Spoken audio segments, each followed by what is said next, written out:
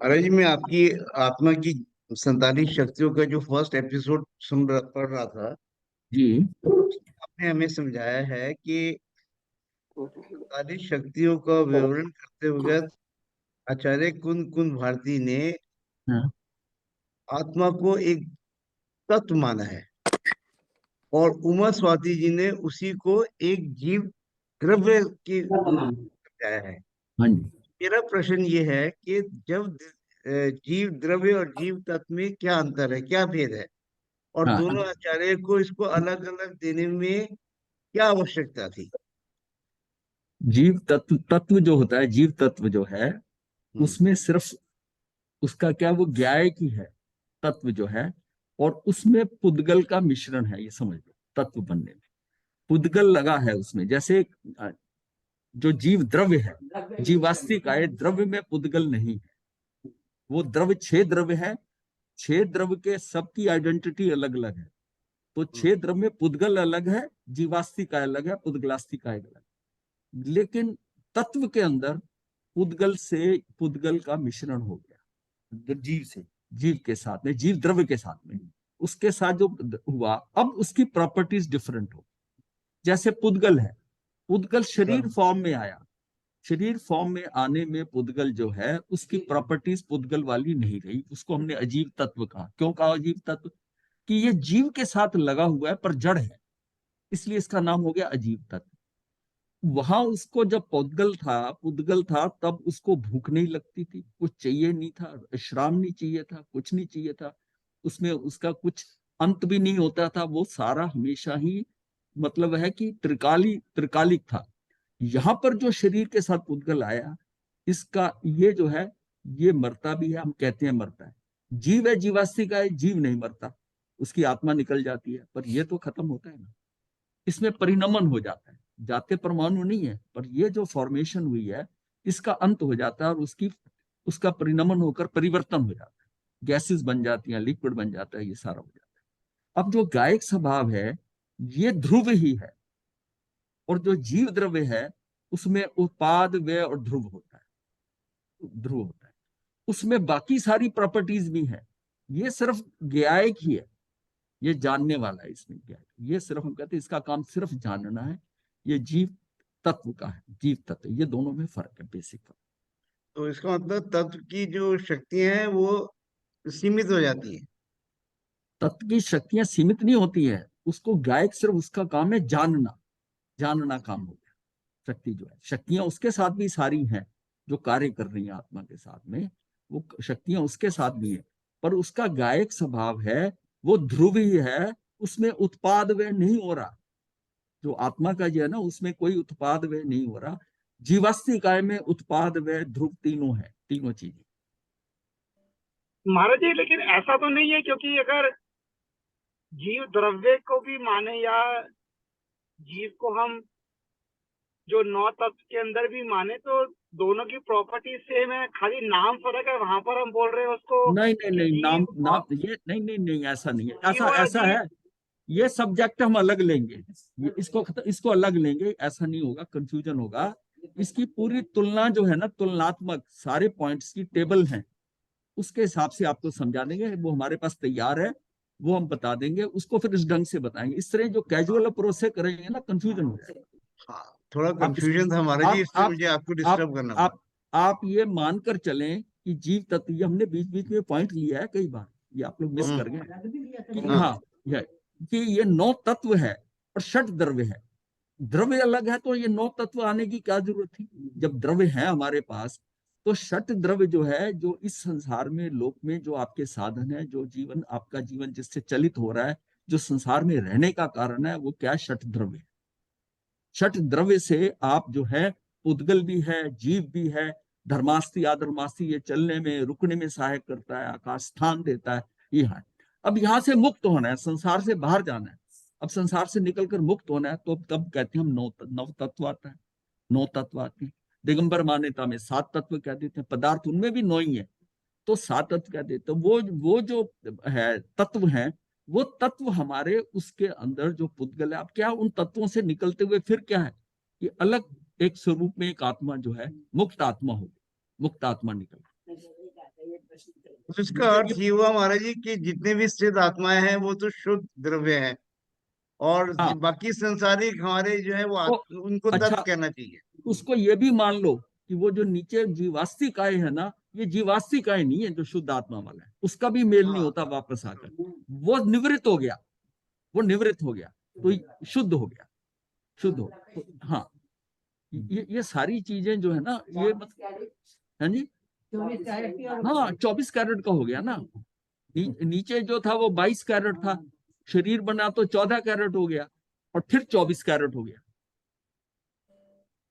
तो इसको थोड़ा और समझेंगे, ये बड़ा है इंपॉर्टेंट टॉपिक, और मैं इसको अच्छा समझता हूँ कि आपके अंदर ये प्रश्न उठा, ये प्रश्न का उठना ही इटसेल्फ बता रहा है कि आप कहीं पहुंच रहे हो। कई बार आप प्रश्न पूछते हो ना तो उससे मुझे आई कैन महाराज जी, आज फैथम। मैंने उसको 5-7 बार पढ़ा है तो मुझे नहीं समझ में आया, इसलिए मैंने कहा आपको क्लास शुरू करने से पहले पूछ लूंगा। नहीं, मैं इसलिए ना जब आप प्रश्न पूछते हो ना तो आई कैन फैथम यू कि यस थैंक कि आप कहाँ हो, यू। और फिर मुझे क्या टॉपिक लेना। अब उस टॉपिक को मैं वैसे लेता हूँ तो महाराज क्या इसका क्या फायदा है, आप ऐसी क्यों, इसके से हम क्या करेंगे। अब प्रश्न आपके अंदर से उठा है तो इसको अब जिज्ञासा से हुआ है, अब ये सेटिस्फाई हो जाए। अब कौन से ऑर्बिट में चल रहा है हमारा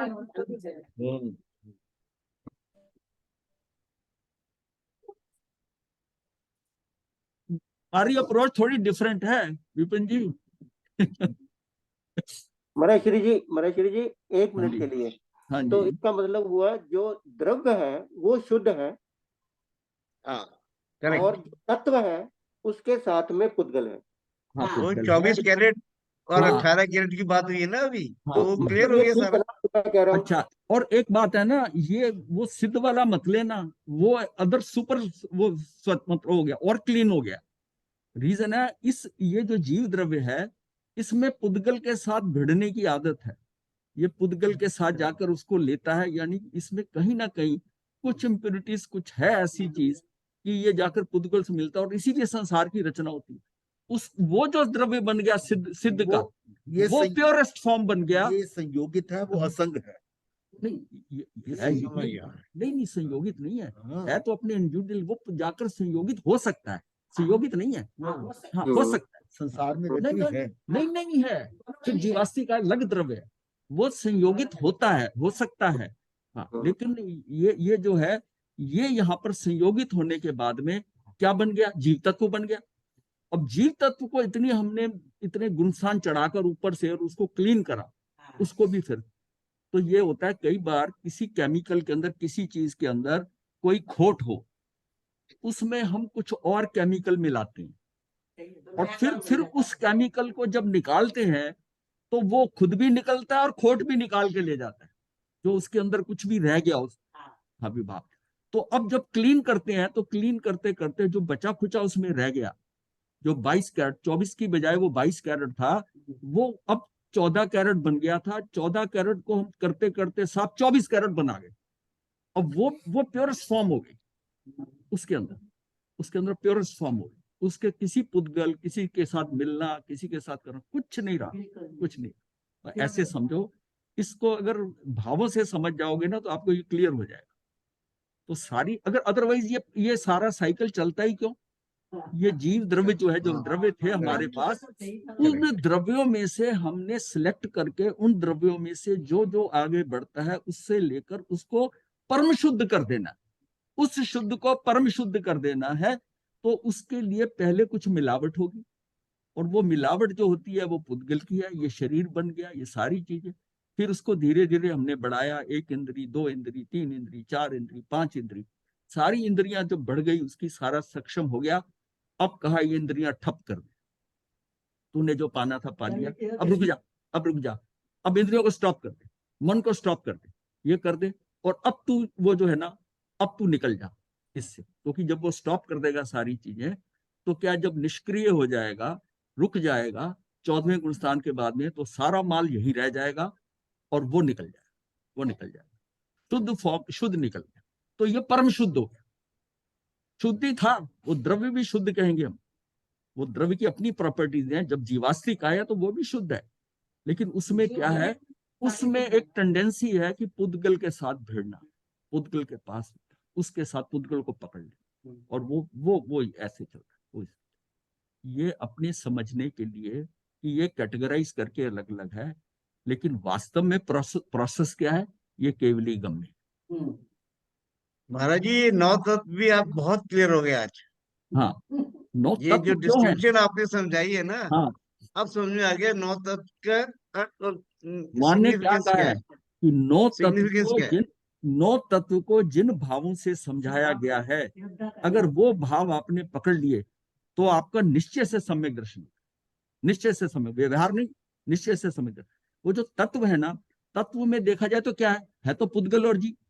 अब वो जीव क्या क्या परफॉर्म कर रहा है, वो जीव परफॉर्म कैसे कर रहा है कि अब वो शुभ शुभ में घूम रहा है, पुण्य पाप कर रहा है, पुण्य पाप कर रहा है तो बंद हो रहा है। अब उसका कर्म का बंद हो रहा है, इसका मतलब उसका आश्रम हो रहा है, आ रहा है। अब आपने उसको रोक दिया, करने वाला कौन है तो वही वही जीव है ना, जीव तत्व। उसको रोक दिया हमने, संवर हो गया, असंभव हो गया, आश्रम आना बंद हो गया। तो ये यहाँ से उसका प्यूरिफिकेशन चालू हुआ, और फिर हमने निर्जरा करनी शुरू कर दी, अब निकालना शुरू कर दिया। और निर्जरा करते करते पूर्ण निर्जरा जो है वो मोक्ष है। जो अंशतः हो रही है वो निर्जरा है, और पूर्णतः शुद्ध हो गया तो मोक्ष हो गया। तो ये क्या है कि जीव जीव अजीव बंध, पुण्य पाप आश्रव, संवर निर्जरा मोक्ष, ये 9 स्टेप है सारे। और दिगंबर मान्यता में उसने उन्होंने क्या पुण्य पाप को मिक्स कर दिया, साथ आश्रम में ले लिया, क्योंकि वो आगमन उसी का ही है। पर इतना सा फर्क है, 9 तत्व समझ में आ गए तो समझो आप कल्याण की मार्ग पे ना अपने सीढ़ी पे पैर रख दिया। अगर 9 तत्व की अंतर आभास हो जाए कि ये 9 तत्व क्या है, 9 तत्व और क्लियर हो गया महाराज जी, बहुत। अपने को जानना नहीं है, अपने को क्लियर ही होना है। ये जो जानकारी है ना, इसमें कुछ याद ना हो, समझा ना सको, लेकिन अंदर क्लैरिटी हो जाए बस। और उस क्लैरिटी से आपको उसमें ना इस सारे सिस्टम में इतनी श्रद्धा आ जाए कि क्या है मेरी आत्मा, इतनी शक्तियां, इतना कुछ है मेरे पास। मैं ये सोचता हूँ, मैं अभागा, मुझे कार नहीं मिली, मुझे वो नहीं मिला, मुझे अच्छा घर नहीं मिला, अच्छी पत्नी नहीं मिली। अरे ये सब कुछ नहीं है, कूड़ा करकट है। तुझे क्या मिल गया? तो ये सारी जो शक्तियां हैं तेरे पास, तो ये शक्तियां किसके पास है? तू 6 द्रव्यों में सबसे सुप्रीम द्रव्य है। तू चैतन्य में है, तेरे अंदर चेतना है, तू जानता। वो बाकी सारे क्या है? वो तो जड़ है। वैसा वैसा जीवन क्या तो जड़ है। तो ये तेरे अंदर कितनी शक्तियां हैं, कितना तू है, तू क्या बन सकता है, ये चीज है, अभ्यास से बन सकता है। अपने को समझना है कि अपने को हम क्या बन सकते हैं। और यहाँ जब हमारा जो सब्जेक्ट चल रहा है, जिन चीजों में मैं सुख अपनी उस मतलब यह है कि तुच्छ बुद्धि से जिन चीजों को सुख में या सुख समझ रहा हूं, जिनमें वो सुख नहीं है, वो सुख नहीं है, वो सुख नहीं है। और सुख किस में है? सुख तेरी आत्मा में, तेरे पास है। और वो सुख है जो अव्यवहार सुख है, वो सुख अतीन्द्रिय सुख है। और ये इंद्रियों का सुख, अभी तक जब तक हम इंद्रियों के सुख में फंसे हैं, जब तक इंद्रियों को सुख समझते हैं और सुख की आकांक्षा है, तो हमें अतीन्द्रिय सुख नहीं मिले। जब हम इससे दूर होंगे, तो भगवान ने क्यों साधु का जीवन कष्ट में बनाया, ऐसा करा क्यों, उसको जबरदस्ती ऐसा क्यों करा? वो सुखों से दूर हो जाए। जितना सुखों से दूर होता जाएगा, वो अतीन्द्रिय सुख के पास पहुंच रहा है। और जितना इंद्रिय सुखों के नजदीक है, वो उससे दूर है। जो वास्तविक सुख है उससे दूर है। इसलिए उसका जीवन जो है ना, इस तरह का कष्ट में बना है। और जितना वो सहेगा, और यहां तक हम पहुंचे हैं, हम यहां तक पहुंचे हैं, अकाम निर्जरा से पहुंचे हैं। और उसमें हमने कष्ट ही सहे। हमने कोई बहुत बड़ा काम नहीं किया जो हम बन गए पचेंद्री और मनुष्य बन गए और हमें सब कुछ मिल गया। ये हमारी उस अकाम निर्जरा के कारण, जो हमसे जाने अनजाने में या परिस्थितियों ने हमसे करवा दी, हमसे हो गई। हमें भूख भी सहनी पड़ी, प्रताड़ित भी हुए, सब कुछ हुआ, और हमने सहन कर लिया। जो बड़े आराम से सहन कर गया, वो जल्दी जल्दी आगे बढ़ गया। जो रो पीट के हुआ, वो लटकता रहा। और वो परिस्थितियों से वो लटकते, वो फिर यह है कि नदी में वो पत्थर लुढ़कते लुढ़कते गोल हो ही जाता है। हम लुढ़कते पड़कते यहाँ पहुंचे हैं, कुछ कोई बुद्धि से नहीं पहुंचे यहाँ तक। लेकिन अब हम वैसा ही लुढ़कना पकड़ना करना चाहते हैं। अब हम समझना चाहते हैं, अब हम प्रॉपरली समझकर चलें आगे, तो यही इतना समय काफी है। अंत समय भी काफी है, बुद्धि आ जाए। हाँ, अंत समय में भी गोशालक जैसे को भी अंत समय में समझ आ गई कि मैं ये सारे प्रपंच करता रहा, वास्तव में तो महावीर है, और सारा सिस्टम चेंज कर दिया लास्ट नाइट पे, खत्म हो। इसका मतलब है बुद्धि क्या चीज है, ज्ञान क्या चीज है। और जबकि क्या है कि उसको कितना ज्ञान हो, उसका था कि औपशमिक सम्यक दर्शन हो या शायद शमिक, को हमें नहीं पता, पर ऐसा सम्यक दर्शन शायद तो नहीं था ना।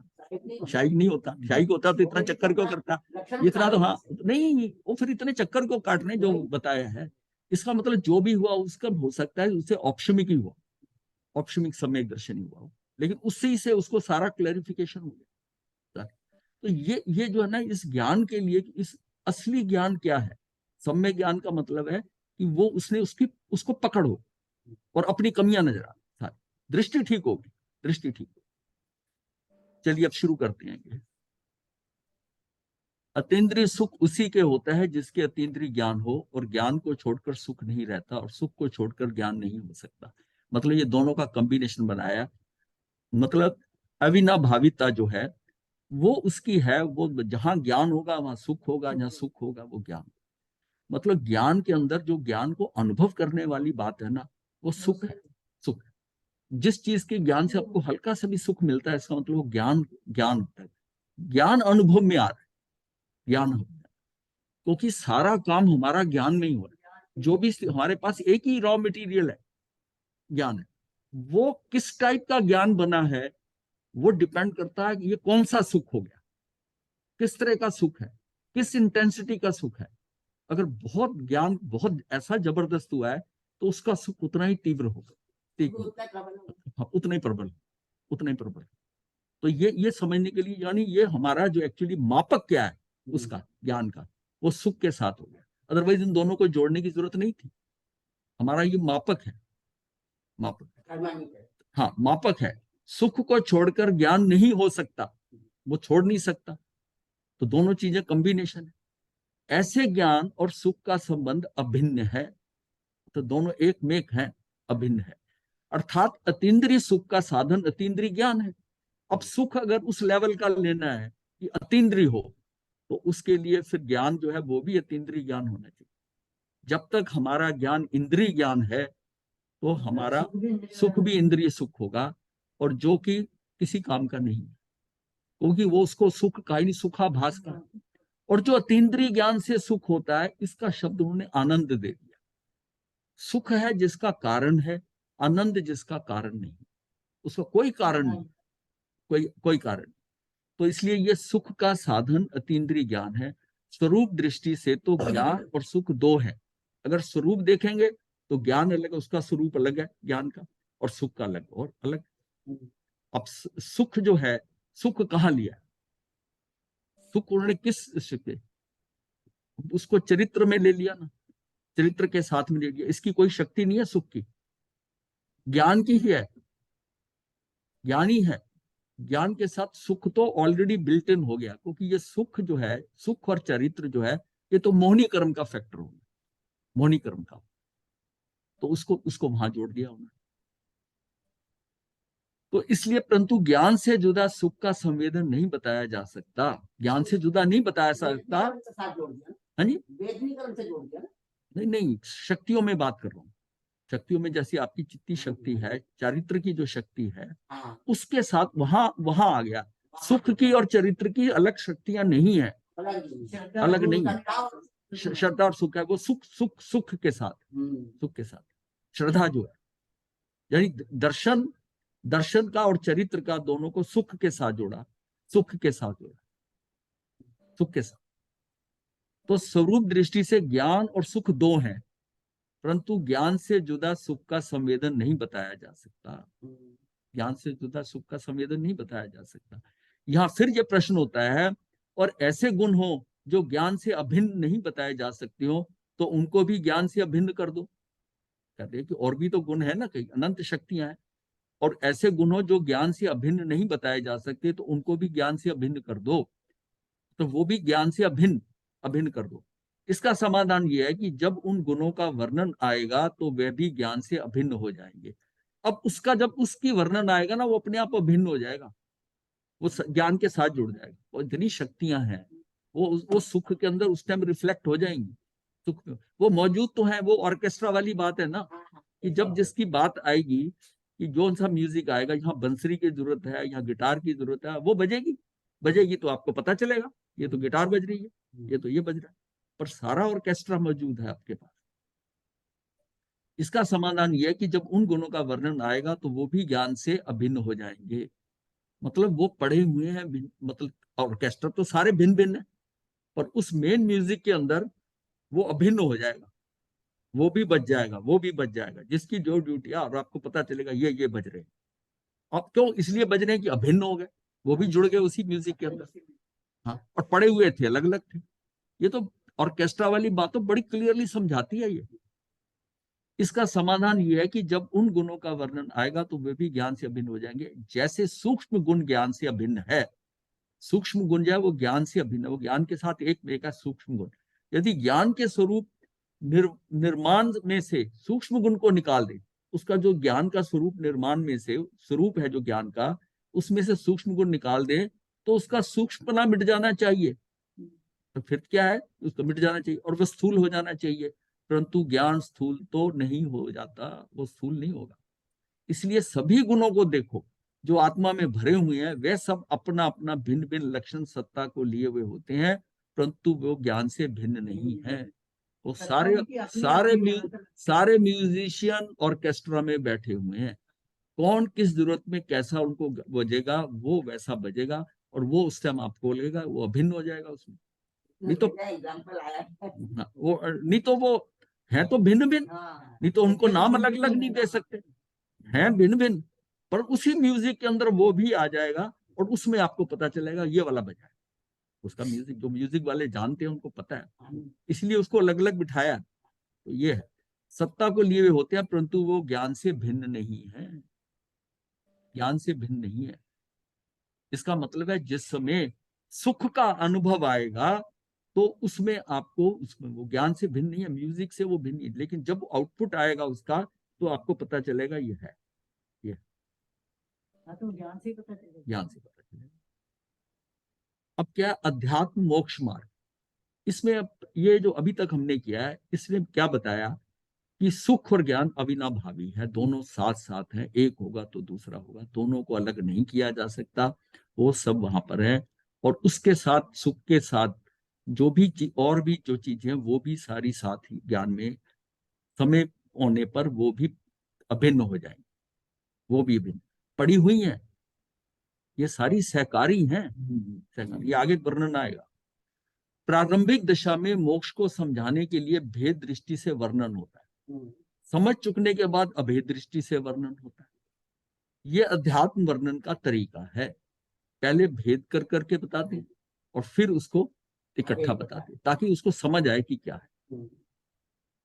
अध्यात्म अनुभव में उतरे हुए को पूछे कि मोक्ष मार्ग क्या है, जो अध्यात्म अनुभव में उतर गया है कि मोक्ष मार्ग क्या है, तो वह एकदम यह नहीं कहेगा कि सम्यक दान, सम्यक दर्शन, सम्यक ज्ञान, सम्यक चरित्र मोक्ष मार्ग है, परंतु ये कहेंगे कि जो एक ज्ञान मात्र अभेद परिणति होती है, उस एक परिणति को कहेंगे कि ये अभेद, अभेदानु अनुभव को साथ लगा दिया ना, अभेद अनुभव दोनों जोड़ दिया, ये अभेद अनुभव मोक्ष का मार्ग है। ये जो परिणति आएगी ज्ञान मात्र अभेद परिणति, उस एक परिणति को कहेंगे कि ये अभेदा अनुभव मोक्ष का मार्ग है। अभेदा अनुभव का मतलब है कि ज्ञान दर्शन युगपत हैं, तीनों युगपत हैं, और उस एक परिणति को कहेंगे कि ये अभेदा अनुभव मोक्ष का मार्ग है। इसको अलग अलग करके नहीं बताया जा सकता, ये सारे अभेदा अनुभव मोक्ष का मार्ग है। और फिर वे कहेंगे कि ज्ञान का श्रद्धान स्वभाव से रहना तो सम्यक दर्शन है।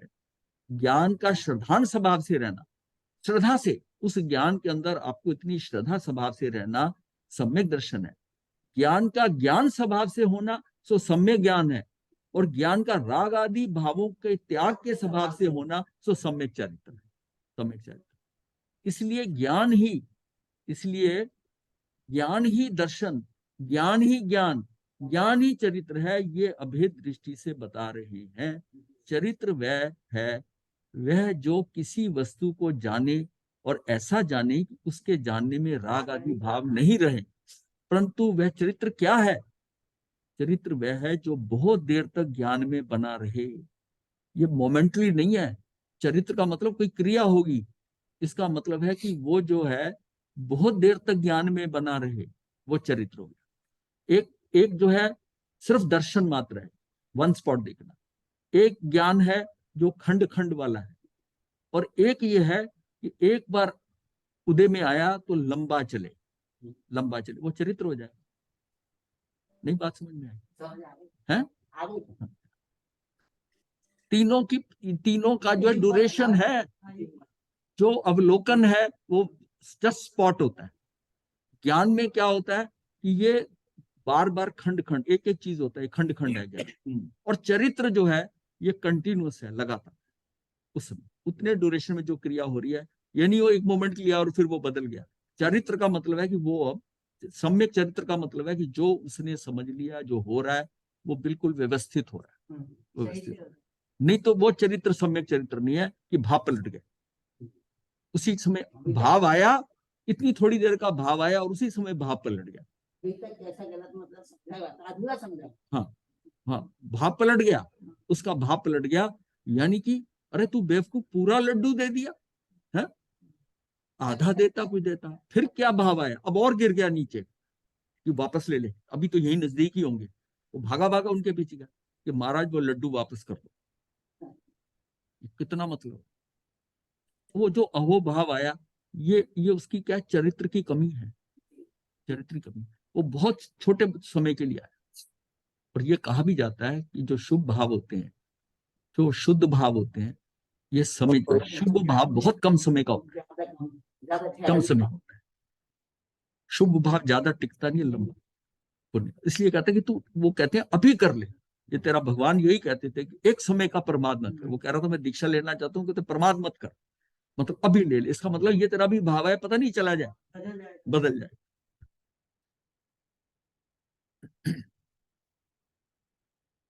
परंतु वह चरित्र क्या? चरित्र वह है जो बहुत देर तक ज्ञान में बना रहे। दर्शन क्या है? दर्शन का ज्ञान रूप बना रहना और इससे विपरीत श्रद्धा ना लाना, इसी को दर्शन कहते हैं। अब आपको ज्ञान दर्शन पहले जो था वो शाब्दिक था, अब आपको थोड़ा अंदर पता चल गया ये अंदर अंदर चल क्या रहा है, चल क्या रहा है अंदर। ये तीनों को युगपद क्यों कहा गया? ये युगपद नहीं कहेंगे तो ये कैसे होगा उस समय? ये युगपद ही मतलब ऐसा नहीं कि तीनों को कि बताने वाले ने बता दिया, उसके प्रोसेस से नजर आ रहा है कि वो अभेदा अनुभव मोक्ष का मार्ग है। दर्शन में आगे बढ़ गया, ज्ञान में पीछे रह गया, चरित्र में रह गया, नहीं, ये अभेदा अनुभव मोक्ष का मार्ग है। शब्द ही बड़ा बहुत शानदार लिया, अभेदा अनुभव, बहुत अच्छा शब्द। तो ज्ञान का ज्ञान रूप से बना रहना, ये सामान्यतया अनुभव किया, मतलब है यही दर्शन हुआ। ज्ञान का ज्ञान रूप से बना रहना, ये समान। अब सामान्य और विशेष की बात आ गई। सामान्य रूप से सामान्यता उसको अनुभव किया तो ये दर्शन हुआ। ज्ञान का ज्ञान रूप से होना, ये ज्ञान हुआ। वह बहुत देर तक बना रहना, ये हुआ चरित्र। वही बात है जो पहले की हमने। तो इस प्रकार दर्शन, ज्ञान और चरित्र, ये तीनों गुण अभेद ही हैं। ये तीनों अभेद हैं। इसका मतलब ये तीनों युगपति होंगे, अभेद हैं। अब ये प्रश्न होता है कि ज्ञान में यदि अनंत गुण आ गए तो ज्ञान द्रव्य हो जाएगा। अब हमने यहाँ जो पहले बात की है कि बाकी सब चीजें जो है ना उसके साथ, ज्ञान के साथ ही, सुख उसके साथ है, पर उसके अलावा जो बाकी ऑर्केस्ट्रा की चीजें, बाकी जो शक्तियां, वो भी उसी के साथ है, सारी ज्ञान के साथ जुड़ी हुई। क्योंकि ज्ञान को, जब ज्ञान की जिस इंटेंसिटी का ज्ञान रिफ्लेक्ट करना है, जैसा आपने वो म्यूजिक बताना है, उस पे कहाँ कहाँ कौन बजे, सारे बजने चाहिए ना, नहीं तो अधूरा रहेगा। जो भी उस म्यूजिक की रचना है, उसमें सारे उस हिसाब से वो सारी चीज बजनी चाहिए। तभी उसमें उसकी जो उसने जो तर्ज बनाई, जो भी उसने सिस्टम बनाया कि म्यूजिक ये बैकग्राउंड में देना है, वो सारा बजना चाहिए, सारा बजना चाहिए। तो इस प्रकार अब ये प्रश्न होता है कि ज्ञान में यदि अनंत गुण आ गए तो ज्ञान द्रव्य हो जाएगा। गुण जो होते हैं वे द्रव्य के आधार से होते हैं। तो सारे गुण यदि ज्ञान के आधार हो तो ज्ञान तो द्रव्य हो जाएगा, ज्ञान को तो द्रव्य हो जाना होगा, ज्ञान को तो द्रव्य हो जाना होगा। इसका समाधान ये है कि यहाँ अन्य गुणों को जो ज्ञान में मिलाया है वह आधार रूप से नहीं मिलाया, अपितु वे तो सहयोगी होकर मिले हैं उसके साथ, वो अलग अलग नहीं है, वो सारे इकट्ठे हैं। और इकट्ठे हैं तो तभी हम ऑर्केस्ट्रा कह सकते हैं उसे। तो सब सूर्य की किरणों को भी कह सकते हाँ कैसे कल हाँ, तो ये समझाने में लगा, सूर्य की किरण तो सारी आ रही है एक ही तरह की, ये इसमें वैरायटी देने के लिए तो ये ज्यादा अच्छा एग्जाम्पल है। तो इसका समाधान ये हुआ कि अन्य गुणों को जो ज्ञान में मिलाया वह आधार रूप से नहीं मिलाया, अपितु वह तो सहयोगी होकर मिले हैं। सहयोगी होकर अभेद हो जाए तो वह एक स्वरूप ही क्या, हाँ हाँ सहयोगी होकर अभेद हो जाए तो वह एक स्वरूप ही क्या। ज्ञान में से सब गुण निकाल दो, फिर इनके निकलने से ज्ञान में विपरीतता या उल्टापन आ जाना चाहिए। अगर सारे ऐसे मिले हैं तो ज्ञान में से सब गुण निकाल दो, तो फिर उनके निकलने से ज्ञान में विपरीतता या उलटपन आ जाना चाहिए। फिर उस ज्ञान का स्वरूप क्या रह जाएगा, ये सोचना होगा कि उस म्यूजिक में से सारा ऑर्केस्ट्रा बंद कर दो, कौन सा म्यूजिक हो, कौन सा हो? आत्मा को देखो तो ज्ञान में ही है। अब ये ज्ञान कितने में है, अर्थात कितने प्रकार का है। ज्ञान सूक्ष्म भी है, ज्ञान परिणमता, इसलिए अगुरु लघु भी है, ज्ञान अमूर्तिक भी है, ज्ञान स्थिर भी है।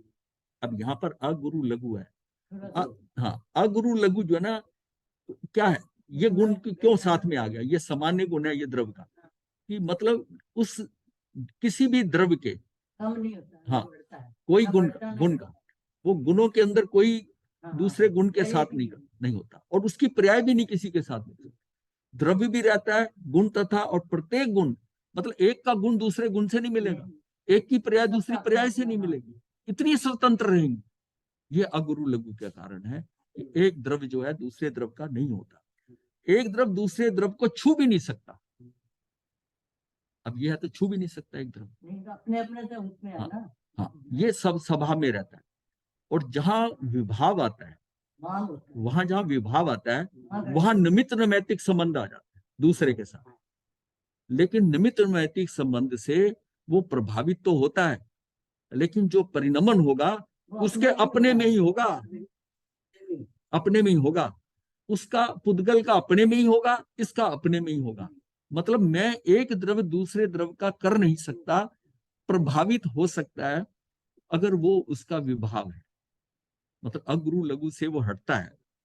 तो उसमें क्या होता है, मतलब ये भी एक कंडीशन हमने देखा, निमित्त नैमित्तिक इफेक्ट हो रहा है, एक द्रव्य दूसरे द्रव्य को कुछ करता नहीं है पर हो तो रहा है। तो इसका मतलब जब होता है तो अपना रास्ता छोड़कर होता है ना, निमित्त नैमित्तिक संबंध होता है। तो इसलिए वो कैसे उसको इफेक्ट करता है, पर होता अपने में जो भी परिणमन होगा वो अपने में होगा। इसका मतलब है उस कंडीशन को रूल आउट नहीं किया, निमित्त नैमित्तिक को नहीं करा कि एक द्रव्य दूसरे द्रव्य का कुछ नहीं कर सकता। एक द्रव्य दूसरे द्रव्य का कर सकता है, पर ये उसका उसमें होगा, उसका उसमें होगा, एक दूसरे में कुछ नहीं कर सकता। हाँ, बस ये स्वतंत्र कर दिया। और ये सारा जो है अगुरु लघु के कारण, कि कुछ उसमें नया आएगा नहीं। अगर कोई इसमें जाके करेगा तो वो गुरु जो है अगुरु नहीं रहेगा, और निकल गया तो लघु हो जाएगा। कोई द्रव्य ना गुरु होता है ना लघु होता है, जो जैसा है वैसा रहता है, पर कार्य हो रहा है। बहुत विलक्षण है ये। हाँ, ये बहुत सबसे मतलब ये सबसे इसी से सर, हाँ ये इसको इस ढंग से अगर समझोगे ना आप, हाँ जी। तो फिर आपको बड़ा क्लैरिटी से, अंदर में जैसे कि संगीत बन जाता है। हाँ ये आना चाहिए ऐसा। हाँ ये अलग है, ये अलग है कि देखिए एक समय के अंदर मतलब षटगुण वृद्धि और षटगुण हानि, 12 तरह का वेरिएशन हो रहा है एक समय के अंदर, एक ही समय। एक ही समय में हो रहा है, एक ही समय में हो रहा है 12 तरह का अगुरु, कोई फर्क नहीं। और अगुरु लघु क्या शक्ति है। तो ज्ञान परिणमता है, इसलिए अगुरु लघु भी ज्ञान अमूर्तिक भी है और ज्ञान स्थिर भी है। विपिन जी समझ में आ रहा है? हमारे ही आ रहा है मुझे ऐसा थोड़ा। लगा कि आप कहीं इधर आप कहीं उपयोग या आप सोच रहे होंगे फिर ऐसा हो। नहीं महाराज जी, मैं समझ रहा था कि ये जो इंटरमिक्सिंग है या सेपरेशन कैसे हो सकता है ज्ञान से। मैं उस पर जरा विचार कर रहा था कि ये तो हो ही नहीं सकता, नहीं तो अस्तित्व खत्म हो जाएगा ना। हाँ, मतलब यहाँ तक कि एक पर्याय दूसरे पर्याय रूप नहीं होती। हाँ, एक द्रव्य दूसरे को कर नहीं सकता, वो कहता छू नहीं सकता, करके करने की बात तो बाद की है। एक द्रव्य दूसरे द्रव्य को छू नहीं सकता, फिर कैसे होगा? यदि ये गुण सहयोगी होकर एक दूसरे को ठोस सॉलिड लेने के साधन ना रहे तो इस ज्ञान का कोई अस्तित्व भी रहेगा क्या? यदि ये सारे गुण जो है, सहयोगी गुण जो है उसके, वो एक ठोस रूप से, मतलब आप जो है ना, जिसको सॉलिड कहते हैं, ठोस रूप लेने का साधन ना रहे तो उस ज्ञान का कोई अस्तित्व भी नहीं रहेगा। रहेगा क्या? नहीं रहेगा। इस तरह ज्ञान में जितने गुण हैं वे अपृथक रूप से रहते हैं। मतलब क्या है? इकट्ठे रहते हैं। अपृथक का मतलब है इकट्ठे रहते हैं, रूप से रहते हैं, फिर भी एक गुण दूसरे गुण का आधार रूप नहीं है, सहयोगी रूप है। ये इस बात को जस्टिफाई कर, हाँ, सहयोगी रूप से वह सब गुण न्यारे नहीं है। सहयोगी रूप से देखें तो वह सब गुण न्यारे नहीं है। उन सब गुणों का अभेद पिंड एक आत्मद्रव है और वह आत्मा ज्ञान में है। उन सब गुणों का एक अभेद पिंड एक आत्मद्रव है और वह आत्मा ज्ञान में है। यदि उसमें से एक गुण भी निकाला जाए तो कोई गुण उसमें टिक नहीं सकता। इतना सब जुड़ा हुआ है कि एक को आप निकाल नहीं सकते उसमें। अगर एक भी निकालेंगे तो वो टिक नहीं सकेगा। हाँ, इतनी सघनता है। ये सॉलिडपन मतलब सघनता वाली बात थी, ये सघनता है। द्रव्य की दृष्टि से देखो तो एक चीज है और परिणमती है। परिणमन भी एक है, एक समय में एक परिणमन है। ऐसी उस चीज में कल्पना करके गुण ढूंढते हैं। द्रव्य की तरफ से देखते हैं तो ऐसा लगता है गुण तो मानो इसमें मानी हुई चीज है। अब देखो कितनी बढ़िया बात कही है। अब दो दो साइड है देखने की। हमें पता है कि मतलब इतनी शक्तियां हैं, ये ज्ञान है, सारा क्या है? ये ज्ञान ही है। ज्ञान के साथ ये सुख है और सारी शक्तियां हैं। ये सारा अमूर्त जो रॉ मटेरियल है, अमूर्त, ये पड़ा हुआ है। अब हम द्रव्य की तरफ से देखते हैं, द्रव्य से देखते हैं तो ये तो द्रव्य है, क्योंकि वो एक ही चीज है। और ये तो सारी जो बाकी जो कह रहे हैं तो मानी हुई है हमने, ये तो हमने मान ली। इसमें इतनी शक्तियां, अनंत शक्तियां, इसमें ये ऐसा ही ज्ञान है, ये सुख है, हमने माना। द्रव्य तो एक ही नजर आ रहा है। अब यदि अब गुण की तरफ से देखते हैं, अब उससे देखते हैं तो जब उससे गुण की तरफ से देखते हैं तो ऐसा लगता है कि द्रव्य क्या है? समस्त गुणों का एक अभेद पिंड द्रव्य है। तब द्रव्य क्या रहा? द्रव्य तो मानी हुई चीज है। ये तो तत्व का विकट रहस्य है। मतलब अब हमारी दृष्टि कहाँ से हम देख रहे हैं? वो जो चीज, जो ये चीज, अब इसको सारा समझो कि सारा खेल आत्मा का, आत्म प्रदेशों का, ये सारा क्या है? ये एक्चुअल क्या है? उसका रॉ मटेरियल तो ज्ञान ही है ना, वो ज्ञान है। उस ज्ञान का जब हम कहते हैं एक ही जगह पर सारे आत्म प्रदेश इकट्ठे हो जाते हैं, सारे आत्म प्रदेश, तो किसका मतलब? ज्ञान के, ज्ञान ही है ना। वो ज्ञान सारा इकट्ठा होकर एक पॉइंट पे आ गया। वो जो वो ज्ञान ही है। वो फैलता तो कहाँ फैल जाता है। मतलब भावतः समझ रहे हैं, भावतः समझ रहे हैं, क्षेत्र से भी हम समझ रहे हैं, भाव से भी है। तो उसको ये समझो कि वो ज्ञान है क्या? ज्ञान जो है कितना अद्भुत है, उसमें इतना कुछ मिश्रण है ज्ञान में, और वो एक ही द्रव्य है। और वो जो है गाय का, दोनों दो नहीं है। एक सत्ता है, एक सत्य है। जो द्रव्य है वो सत्य है, सत्य है, क्योंकि वो हमेशा अवस्थित रहता है, वो सत्य है, वो सत्य है। गुण जो है उसकी सत्ता है। तो गुण जो है वो सत्ता है और वो सत्य है। सत्य सत्ता का समझ गए, गुण और गुणी को समझ गए। गुण गुणी जो है अभेद है, गुण गुणी से अलग हो ही नहीं सकता। वो गुण को ही, गुणों का ही जो इकट्ठा है उसको हम गुणी कह रहे हैं, वो द्रव्य हो गया। और इधर से देखते हैं तो ये गुण हो गए सारे। मतलब ये दोनों साइड के ऊपर क्या है? वो इधर से देखते हो कहता है ये मानी हुई चीज है, और उधर से गुण की तरफ से देखते हैं तो द्रव्य आपने मान लिया है, तो ये गुण है, तो ये गुण। पर फिर गुण और गुणी अभेद, अभेद, गुण और गुणी का अभेद है। मतलब इसका मतलब गुण और गुणी अभेद का मतलब है कि उस आत्मा को कुछ जानना नहीं है, सब कुछ उसी में घटित हो रहा है। या तो यह ना, ये ज्ञान उसको बताने जा रहा है, या उस ज्ञान में वो देख रहा है। अगर दोनों अलग अलग हो तो इसका मतलब ज्ञाय कौन होगा? और जिसमें घटित हो रहा है वो अलग हो गया और वो जानने वाला हो गया। हाँ, व्यक्ति अलग हो गया। हाँ, ज्ञान अलग हो गया। ये सारा एक ही है, उसी मोमेंट के अंदर वो हो रहा है, और वो उसी में ही हो रहा है, उसी में ही हो रहा है। इसलिए गुण और गुणी जो है अभेद है।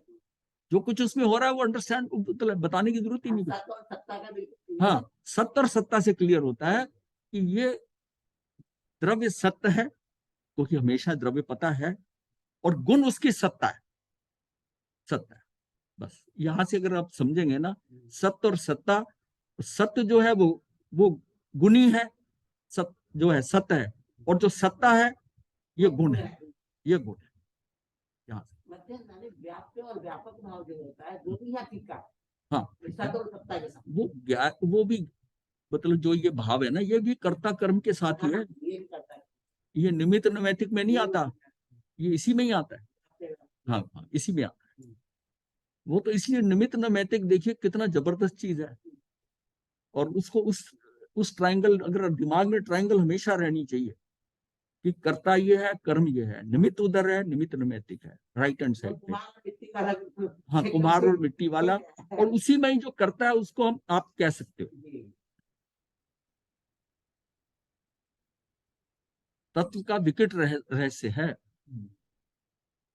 अब आगे चलते हैं। वस्तु स्वरूप की वचन अगोचरता, मतलब जो वस्तु का स्वरूप है उसको वचनों से समझाना मुश्किल है। अगोचरता मतलब है कि उसको बताकर दिखाया जा सके, वचन अगोचरता, शब्दों से बताया नहीं जा सकता, शब्दों से बताया नहीं जा सकता।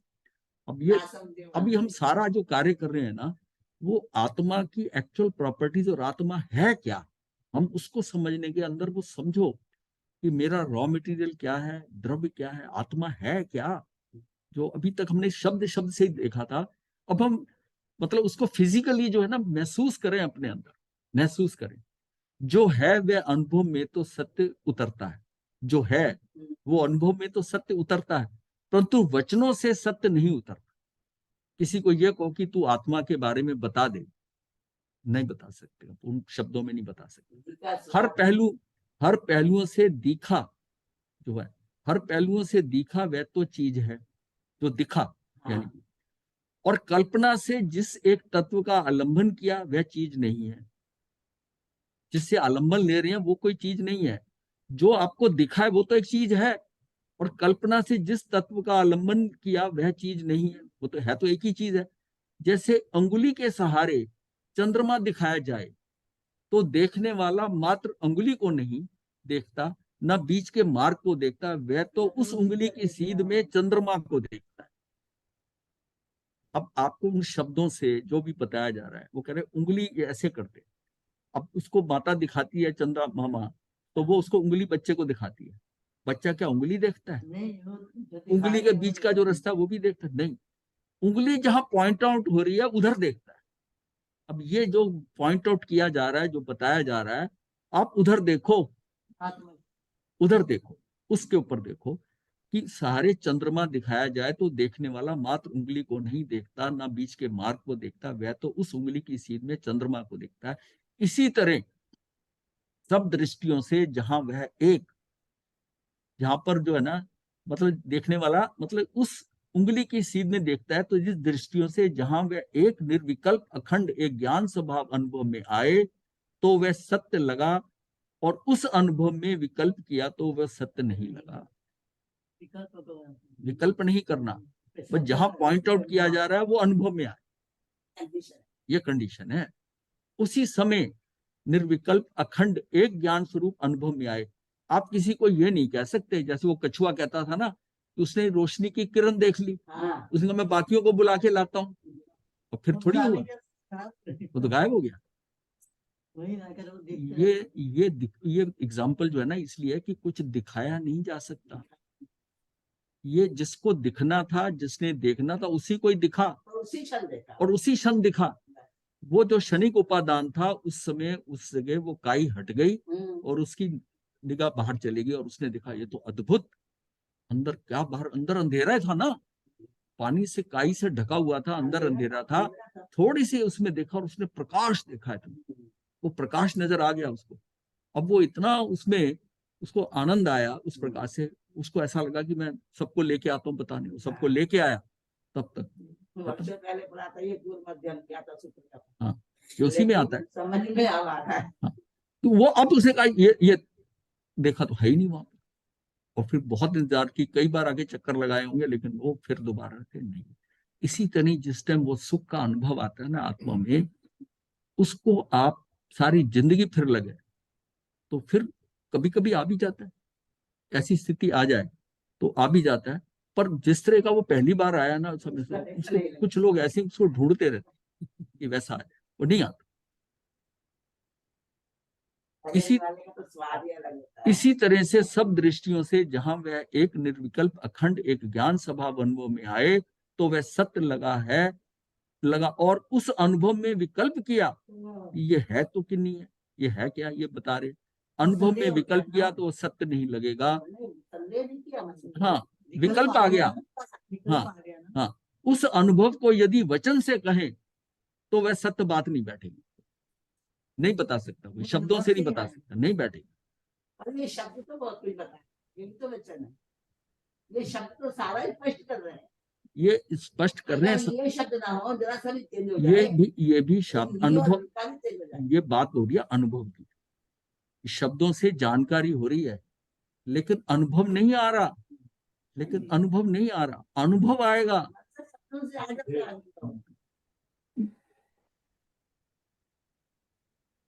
गुरुजी एक क्वेश्चन है।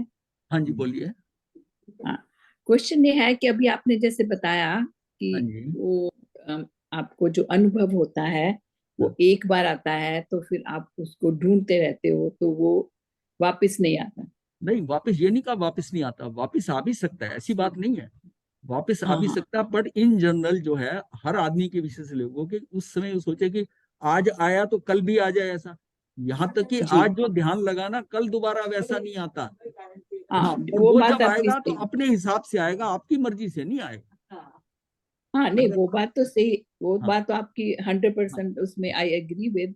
एंड वो हाँ, लेकिन उसमें एक्सपीरियंसेस हाँ, नहीं उसको तो दोबारा भी आएगा, शायद समिकत्व होगा तब भी बात बनेगी, उसको फीलिंग तो होती रहती है। और यहाँ भी ये भी कई बार आता है कि 6 महीने में एक बार आ जाता है, 6 महीने एक बार उसका रिफ्लेक्शन आ जाता है, समझ में आता है कि भाई हाँ है 6 महीने में। और कहा भी गया हाँ ये ये आ जाना चाहिए, आ जाना चाहिए, जी क्योंकि आपको इससे पता चलेगा कि आकर गया नहीं, जी। क्योंकि ये जा नहीं, भी कई सकता कई है, ये बार जा भी ऐसा सकता भी होता है कि कई बार किसी स्थान की वाइब्रेशंस ऐसी होती हैं कि आप ऐसे आंख बंद करते हो तो एक बार जुड़ जाते है। हो। हाँ हाँ हाँ, होता है, ये तो है। द्रव्य क्षेत्र काल भाग से ऐसी जगह होती है, ऐसे गुरु होते हैं, ऐसे स्थान होते हैं, हम ही देखते हैं कि जिस जगह हम ध्यान करते हैं, जिस हॉल में ये प्रवचन होता है, इसमें ध्यान अलग लगता है, और अपने कमरे में या कहीं और करें आप तो ध्यान अलग लगता है, वहां तरंगे जी अलग है। अब यहाँ हर रोज सिर्फ स्वाध्याय हो रहा है, हर रोज ध्यान हो रहा है, तो वहां की सारा सिस्टम ही अलग है। ये आप अपने घर में भी देख लो, एक पूजा का एक स्थान बना लो, छोटा सा कमरा हो या पूजा का स्थान हो, और वहीं करो आप। और फिर उसके बाद में बीच में किसी दिन किसी और कमरे में किसी और स्थान पे करना पड़ा तो लगा। यहाँ तक अगर आपने आसन बदल लिया ना तब भी फर्क आ जाएगा, स्थान बदल लिया तब भी फर्क आ जाएगा, दिशा बदल ली तब भी फर्क आ जाए, फर्क आ सकता है, फर्क आ सकता है। पर ये सारी चीजें जब तक हम कमजोर है ना तभी तक होती है। जी जब आदमी परिपक्व हो गया ना फिर कुछ नहीं फर्क पड़ता, फिर चाहे फर्क हो भी वो उसको महसूस नहीं होता, क्योंकि वो इतना पक गया उसमें। तो ये शुरू की प्रारंभिक चीजें हैं कि ये मुझे समझ, इसी गुरु की बात समझ में आती है, दूसरे की ध्यान से नहीं। शब्दावली पकड़ ली गुरु की, क्या गुरु को समझने के लिए उसके शब्द पकड़ने पड़ते हैं, वो कहाँ ले जा रहे हैं, ये क्या कह रहे हैं, इनका आशय क्या है, अभिप्राय क्या है, मंतव्य क्या है, वो जब तक नहीं समझ में आता गुरु को कि ये इंगित कहाँ कर रहा है, तब तक आपको नहीं समझ आता। नए गुरु के पास जाओगे उसकी शब्दावली दूसरी हो जाएगी, वही बात वो बताए सेम बात आपकी आपकी पकड़ में नहीं आ रही। ये शब्दों की पकड़ भी होती है, जिन शब्दों को हम रेगुलर यूज करते हैं। अब जैसे शुरू वाले दिन जब जिन्होंने ये सुना तो उनको लगा ये पता नहीं कैसे आएगा, समझ में आएगा, और अब सुनते सुनते सुनते शब्दावली ऐसी, तो वो शब्दावली है। उदय मुनि जी का हमारे यहाँ चतुर्मास, तो हम दोनों ने सोचा कि इस बार जो है चतुर्मास किसी का नहीं करवाते, उनका चतुर्मास बाई चांस मिस हो गया तो उन्होंने कहा अगले साल, मतलब है वो विरक्त मुनि जी की संलेखना संथारा आ गई थी तो इसलिए वो आ नहीं पाए। तो नहीं तो दीक्षा भी 15 में ही होनी थी, तो वो 16 में आए। तो 16 में आए तो 15 का खाली रह गया, तो डिसाइड किया गया कि हम किसी और का चतुर्मास कराएंगे। क्योंकि एक तो ये होता है कि उनका था, डिक्लेयर हुआ, और किसी और को अब जाए टाइम, तो फिर अब कौन सा मिलेगा हमको, और वो जो है जो सिलेक्टेड वन होते हैं निकल जाते हैं, तो फिर युवा करा ही नहीं हम। और हम उन्हीं का ही जो लिटरेचर है ना, वो हम पढ़ाएं सारे। तो समाज के लोग जुड़ गए और हमने दोनों ने पढ़ाना शुरू कर दिया। ने उनका जो मोक्ष मार्ग है वो भी करा, ये सलेखना संथारा समाधि ये भी कराया लोगों को, सारी चीजें, वो शब्दावली, फिर उनकी आवाज में सुनाया भी, रिकॉर्डेड भी था हमारे पास, और उनको पढ़ाया भी। पूरा 1 साल लग गया। फिर ये इसमें पर्यूषण पर्व में दोनों हम स्थानक में रहे 8 दिन, और दोनों ही स्थानक के अंदर पूरी सारा चीजा, पूरा स्थानक के अंदर पर्यूषण पर्व के अंदर हमने कराया, और बहुत लोग आते थे। उस टाइम श्रावक थे, रात को भी बहने, और प्रोजेक्टर के ऊपर दिखाते थे, कल्प सूत्र भी प्रोजेक्टर के ऊपर, ये सारे सब कराया, सब अपना देख रहे। तो इतना आनंदित, और हम वहीं रहे, और श्रावक के वस्त्रों में, समाज के वस्त्रों में रहे, दया रोज करते थे। बस दया ने सच एक बार सुबह भोजन ले लिया पहले बार, उसके तो उसमें बहुत आनंद आया सबसे। अब मैं बताना क्या चाहता हूँ, अब जब उदय मुनि जी आए और उन्होंने प्रवचन शुरू करे, तो हमें आम आदमी को समझ नहीं आते उनके प्रवचन। उनकी एमपी की हिंदी है, शुद्ध है, एमपी वाली हिंदी है, यूपी राजस्थान वाली नहीं है। तो उस हिंदी को हमारे लोगों ने पकड़ लिया, जल्दी पकड़ लिया, क्योंकि वो शब्दावली सारी उनकी सुनी थी, परिचित हो गए थे, 1 साल में परिचित हो गए, और इसलिए वो कार्य हो गया। फिर 1 दीक्षा की बजाय 3 दीक्षाएं हो गई, और 2-3 के भाव हो गए थे, वो ले नहीं पाए, अलग बात है, फिर पक्के हो गए थे। तो ये फर्क होता है कि शब्द पकड़। वहां से हमने देखा कि जिस गुरु के शब्द जो समझाने वाला, उसके शब्दों की आपकी फ्रिक्वेंसी सेट हो जाए, फ्रिक्वेंसी सेट हो। तो इसी तरह से सब दृष्टियों से जहां पर एक निर्विकल्प अखंड एक ज्ञान स्वभाव अनुभव में आए तो वो सत्य लगा। इस अनुभव में विकल्प किया तो वो सत्य नहीं लगेगा। इस अनुभव को यदि वचन से कहें तो वो सत्य बात बैठेगी नहीं, वो सही बात नहीं बैठ पाएगी, सही तरह नहीं शब्द नहीं समझा पाते अनुभव को। हाँ, जैसे कोई कहे कि मिश्री तुमने खाई है, उसका स्वाद समझा दो, परंतु मिश्री का स्वाद समझाने में असमर्थ है। बस सबसे बड़ी बात है कि उसको मिश्री खिला दो, मिश्री खिला दो। हाँ। अब जैसे एक ऐसा आदिवासी मतलब गांव में से शहर में आया, अब शहर में आया तो उसने डबल डेकर देखी, बॉम्बे शहर चला गया, बिल्डिंगें ऊंची ऊंची देखी, सारा देखा, खाने की चीजें, उसने डोसा ये सब इडली वगैरह सब खाए यहाँ पर। और वहां तो रोटी खाता था, सिकी हुई रोटी, और वहां सारी चीज खा के अब वो गाँव में जाके उनको समझाना चाहता है, और उन्होंने ना देखी है ना सुनी है, अब समझाता है कि वहां ऐसे बिल्डिंगें ऊंची ऊंची होती है। ये तो बता दिया कि घर जो है उनके झोपड़ी टाइप है, उसने कहा ऊपर ऊपर ऊपर, उनको समझ नहीं आती झोपड़ी में झोपड़ी कैसे हो सकती है। अब उसको क्या, बसें हैं, उसके नीचे भी लोग जाते हैं, ऐसे ऊपर जाते हैं, नीचे से गाड़ी जा रही है, ऊपर से वो बस जा रही है, ना उनको गाड़ी समझ में है ना उनको बस समझ में है। वो कह रहे क्या बातें कर रहा है, उनको समझ ही नहीं कुछ आ रहा, गाड़ी का नहीं पता, वो गाड़ी के शब्द, और उसके ऊपर से बस कैसे जा रही वो भी नहीं पता। मतलब उनको उनकी समझ में कुछ नहीं आया कि क्या बोल रहा है, कैसे समझ में आए। अब विजुलाइज करके देखो कैसे समझ में आए। अब ये जो आज हम पढ़ रहे हैं, ये अगर 1.5-2 साल, जब हम मई में शुरू हुआ 22 में अगर शुरू किया होता, अगर आप सारे क्लास छोड़ के भाग जाते, आप भाग जाते, बोले जी कल से ये रहने दो, हमारे पास टाइम नहीं। ये क्या है कि ये चीजें वो पकड़ना होता है। और बच्चे को जैसे बिल्कुल उसको उस टाइम सोचता है क्या है, आज पता चला ना उसमें क ख ग जो है वर्णमाला वगैरह जो सीखी थी सब, हाँ ये क्या है, वो बेस बना है वहां का, उसी से पढ़ाया जाता है। इसलिए सबसे ज्यादा जोर जो है ना, जो बच्चे की पहली क्लास लेता है टीचर, जो प्राइमरी में पढ़ाता है, प्री नर्सरी, उसका जोर सबसे ज्यादा लगता है, सबसे ज्यादा लगता है। जब आप सारी ये चीजें जान गए फिर तो शब्द पकड़ने हैं ना। तो ये सारी चीजें हैं कि मिश्री का स्वाद समझाने में असमर्थ हो जाओगे। यह तो बताया कि मिश्री इतनी अधिक मिठास वाली है, पर उसको ये पता होना चाहिए कि मिठास क्या होती है, मिठास क्या होती है। मतलब ये तो किसी ने गन्ना खाया हो ना, गांव वाला, उसको कहता है वो गन्ने में जो रस होता है ना मीठा, मिश्री में वो है, तब भी सही नहीं बता रहा।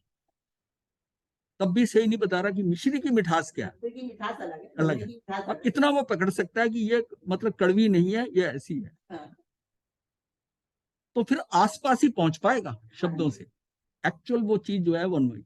ये तो बताया कि मिश्री इतनी अधिक मिठास वाली है, परंतु सुनने वाले को मिठास की सच्चाई का अनुभव नहीं हो पाया, और स्वयं जिसने खाई तो वह उसके रस का अनुभव कर लेंगे, परंतु समझा नहीं सकेंगे।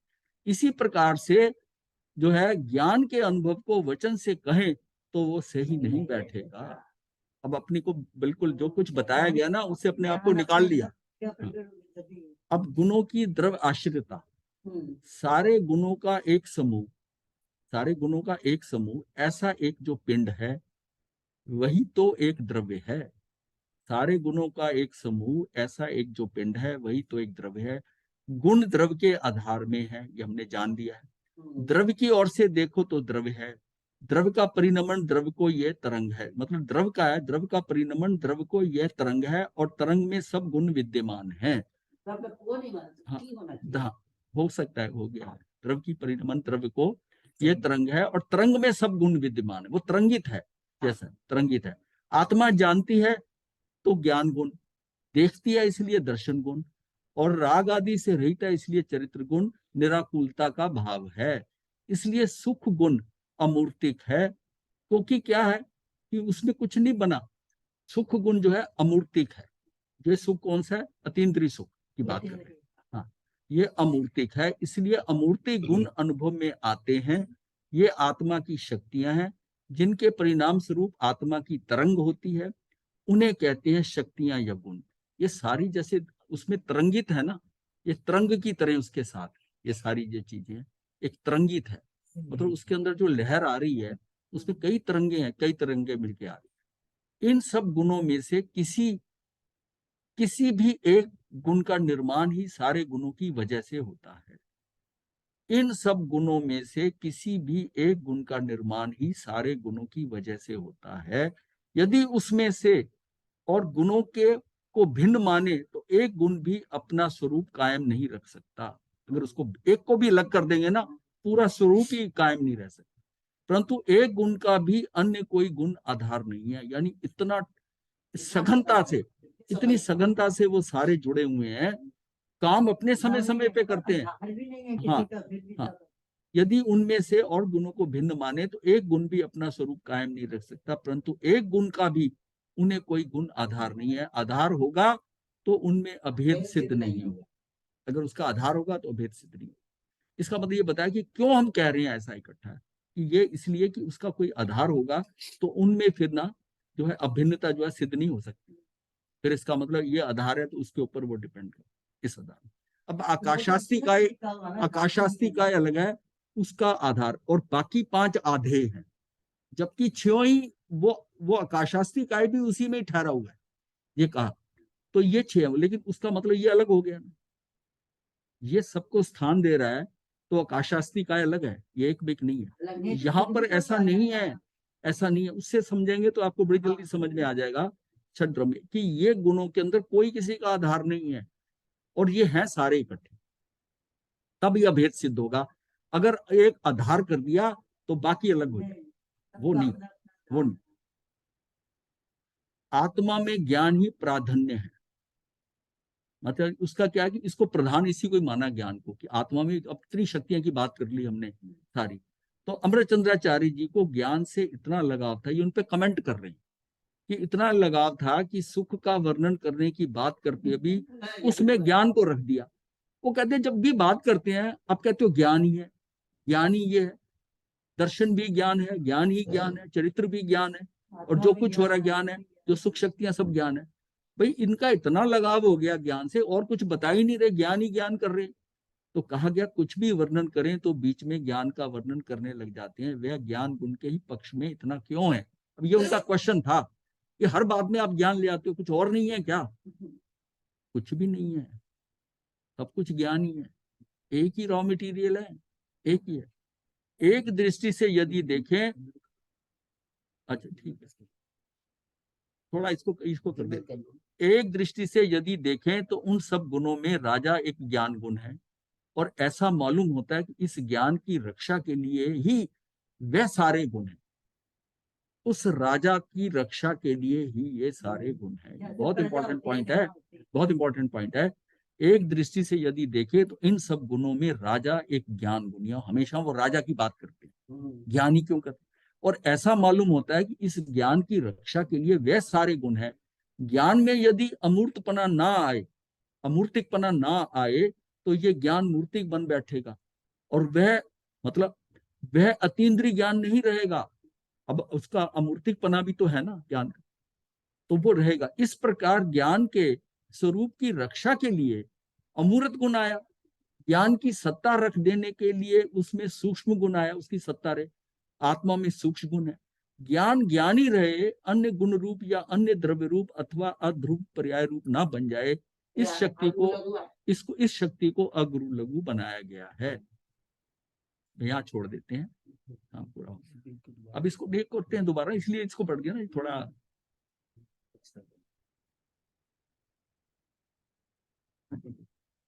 हाँ जी, हमारा ज्ञान ज्ञान ज्ञान ही हो गया, सब एक ही चीज, एक ही रॉ मटेरियल।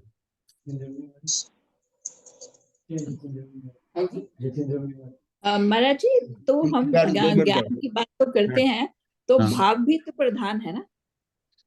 वो क्या है? वो भी तो भाव क्या है? वो भी ज्ञान भाव में भी ही आ रहा है, उस ज्ञान में आएगा, ठीक है। इसी ज्ञान में है, वो ज्ञान है। ये जो अगुरु लघु शक्ति है ना, इसी के द्वारा भाव आता है। ये भाव जी। कैसे पैदा होते हैं हमारे में, ये हमने पहले बात की थी कि जिसमें उसमें वेरिएशन होता है अगुरु लघुत्व शक्ति के कारण, उसके अंदर भाव उठता है। ये बता देंगे, भी समझा देंगे ये कि इसके अंदर कि ये इसी के कारण भाव आता है। जब भाव जो आता है, आपको सुख या दुख का महसूस होता है, जब कर्म उदय में आते हैं, शरीर के साथ हटते हैं, ये सुख दे रहे हैं दुख दे रहे हैं, ये अनुभाव जो हो रहा है, उसके अंदर जब कर्म बांधा था उसमें सुख देने वाला था कि दुख देने वाला था, और जब वो उदय में आ रहा है तो वो सुख भी दे सकता है, दुख भी दे सकता है। पर वो कैसे दे सकता है, कौन बता रहा है कि अब तू सुख दे कि दुख दे? तो उसके अंदर जब कर्म बंद होता है तो उसमें जो अनुभाग शक्ति होती है, वो उसमें सुख या दुख होती है। अब वो कितना सुख देना है, इस बात ने किस तरह का कर्म बांधा था, कितना दुख होगा, वो सारा ये भाव जो है, ये इसमें षट गुण वृद्धि हानि जो है उसी के कारण होगा। उसमें जो स्विंग होगा, उस स्विंग से उससे टाइम करते हुए जो उस टाइम पर उसके रसानु हैं, जो उसके, वो हमें अनुभव में आए। वो ये अलग ही है, सब बता देंगे कभी ये। वैसे मैंने बताया हुआ है, खैर ये बाद में ज्वाइन किया ना। नहीं, वो बहुत सारी चीजें आप बताते तो है, तो पर सब तो नहीं ना दिमाग में बैठती, वो थोड़ा थोड़ा रुकता है फिर वापस आता है, फिर वापस टाइम लगेगा। हाँ हाँ, ऐसी होगा, बड़ा इटरेटिव प्रोसेस है। नो वो तो वो तो ऐसे वो रट्टा तो नहीं लगता ना, समझने नहीं, की रट्टा बात है। लगाना नहीं है, रट्टा ये सब बैठे, ये रट्टा नहीं लगाने वाले, ये समझाने, मतलब हाँ, इनको समझ में आ रहा है। नहीं, वो मेरा भाव था कि जब हम आत्मा में जुड़ते हैं तो जो हमारा जो सरल भाव है, वो भी गुण का ही है हिस्सा, that's a part of a गुण टू। हाँ, ये सारी शक्तियों में जो स्वभाव है, सुख शक्ति, सारी शक्तियां 47 शक्तियां जो है आत्मा की, हाँ इनका जी, नाम नहीं, क्या वो है? तो सुनिए वैसे मैंने शक्तियां तो अनंत है, शक्तियां अनंत जी। है, लेकिन इस भाव को एक्चुअल भाव प्रोड्यूस कैसे होता है? किसी समय मुझे खुशी महसूस हुई, सुख हुआ, वो कर्म का उदय आया ना, अच्छा कर्म था तो सुख दे के गया, और कुछ तकलीफ वाला था, असाता वेदनी था तो दुख दे के गया। तो वो दुख कितनी वेरिएशन का है, किस इंटेंसिटी का दुख है या किस इंटेंसिटी का सुख है, वो कंट्रोल कौन कर रहा है? वो तो जड़ में हो रहा है, पुद्गल में, वो कंट्रोल कौन कर रहा है? तो क्योंकि अगुरु लघु शक्ति जो है, ये पुद्गल में भी है, जीव में भी है, षटगुण द्रव्य हानि हो रही है उस स्विंग के भाव से। जिस तरह जल तरंग में प्यालों में पानी कम और बढ़ती होता है, और उनकी जो है ना म्यूजिक बदल जाता है, उनमें किसी में भरा हुआ प्याला है, किसी में कम है, किसी में ज्यादा, उसकी आवाज क्यों कि उसमें कम बढ़ती है। इसी तरह अगुरु लघुत्व शक्ति के कारण किसी में तो अनंत गुण है, किसी में असंख्यात गुण है, किसी में संख्यात गुण है, किसी में अनंतवां भाग है, असंख्यातवां भाग है। ये 6 वेरिएशन हो गए। इन 6 वेरिएशन के साथ इसका म्यूजिक 6 का अलग ही होगा। इसी तरह इनमें हानि भी हो रही है, तो एंड रिजल्ट तो 0 होना है, बट इसके स्विंग में इसको आपको भाव आ गए, उस भाव में आ गए। अब कौन सा कैसे भाव आया, और ये सारा एक समय में ही होता है। 6 स्थान पे बढ़ता है और 6 स्थान से गिरता है। और ये जो है ना, ये हमको हमारे जो रसानु होते हैं, अविभाग प्रतिच्छेद जिसको कहते हैं, जो जिसके अंदर रसानु यानी वो पार्टिकल जिसमें हमें दुख सुख कितने होने, मगर इतने रसानु है तो इतना सुख होगा, और ज्यादा है तो और सुख होगा, कितने ड्यूरेशन का होगा, वो कंट्रोल कौन करता है? वो हमारे अविभाग प्रतिच्छेद होते हैं। जिस टाइम कर्म बंधता है उस समय उस कषाय की ग्रेडिंग के अनुसार वो भी एक चीज बंधती है कि जब ये उदय में आएगा इतना सुख या इतना दुख मिलेगा, उसके हिसाब से वो होता है। इतना न्याय प्रिय सब चीजें, इतना सा भी इसमें धोखा नहीं है, इसमें पर का कुछ नहीं है। आप ही ने बांधे थे, आप ही ने किया है, आप ही ने भुगतान करना है, कुछ भी वेरिएशन नहीं हो, वो उतना ही मिलेगा। इसलिए इसको ना सहजता से एक्सेप्ट कर लो। कोई किसी का कुछ कहेगा, कोई बुरे कुछ जो कुछ करा है आपका ही करा धरा है, इसको एक्सेप्ट करो। हाँ जी माता, हाँ जी, अपने क्यों होता है, जो अपने भुग क्यों- रहा है कसूर उसी का है। ये अपना उसका ये सकल कुछ कर्म कुछ ध्यान से कर्म कट दे। पंचनमोकार सब पापनाशनं मंगलानि सर्वेषां परनिहिताय मंगलम् यतारि मंगलम् हरिहंता मंगलम् सिद्धा मंगलम् साहो मंगलम् केवली पनतो धम्मो मंगलम् यतारि लोकोत्तमा हरिहंता लोकोत्तमा सिद्धा लोकोत्तमा साहो लोकोत्तमा केवली पनतो धम्मो लोकोत्तमा यतारि शरणं प्रवज्यामि हरिहंते शरणं प्रवज्यामि सिद्धे शरणं प्रवज्यामि साहो शरणं प्रवज्यामि केवली पुनत्तं धम्मं शरणं प्रवज्यामि। हरिहंता जी का शरण, सिद्धा जी का शरण, साधुओं का शरण, केवली कृपया दया धर्म का शरण, चार शरण सुख करने मंगल करने सदा ही मंगल, सदा ही मंगल, सदा ही मंगल। ते वंदन मते सुख मते वंदना गुरुदेव, हाँ जी, हाँ मते जी। वंदना।